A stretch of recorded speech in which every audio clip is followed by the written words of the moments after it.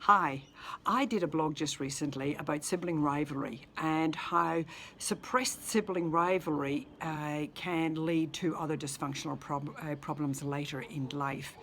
And I see it a lot with kids that I treat, but you'd be surprised how many adults of all ages, 40, 50 and 60 years of age, who are still struggling with really deep subconscious problems with self-worth and self-esteem.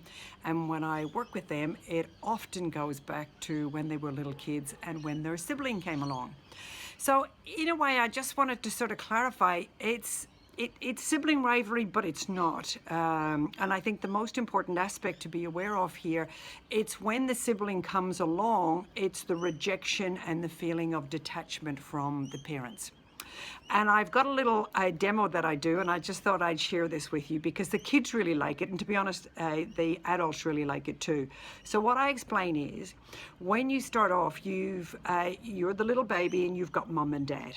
So you're all together and everybody's happy. You're the center of their world and they are the center of your world. And everybody's having a lovely, jolly time. Then the next child comes along. And this is exactly what happens. So the second child has now come in, but the first child feels completely rejected. Now, you might think it doesn't make any logic sense. The parents still love that child. But what the child is feeling, and remember there's not a lot of cognitive processing going on, so it's a very energetic feeling type process.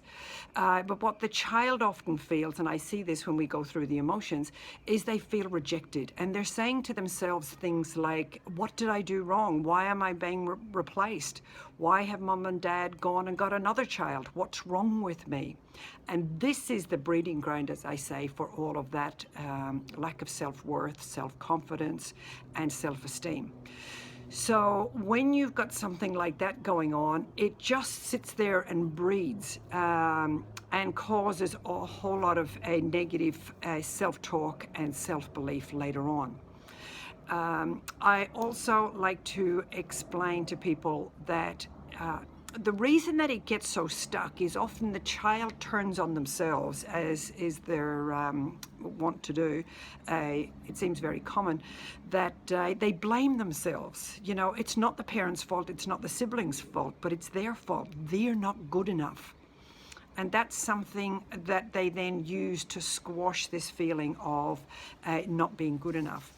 So they create another part of themselves, another persona, to try and be better. So they need to constantly keep working to prove to themselves and to prove to their family and prove to the world then as they grow up that, you look, I'm okay, am I enough yet? And there's just too much of that and in my clinic, and I love to clear it. I love to get people in here, and you can clear it very quickly. If you think your kids are experiencing some of that, a little story I like to tell them, and it's all in my blog, but you could try something like, get him in the right mood and say to them, look, the reason we got another child is we loved you so much.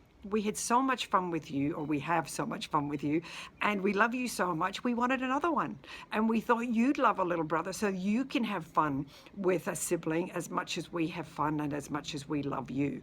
And their little eyes kind of light up. And at all ages, I seem to get the similar response. So just try and find the right moment and have that conversation and just suss out if there's anything going on with your young children.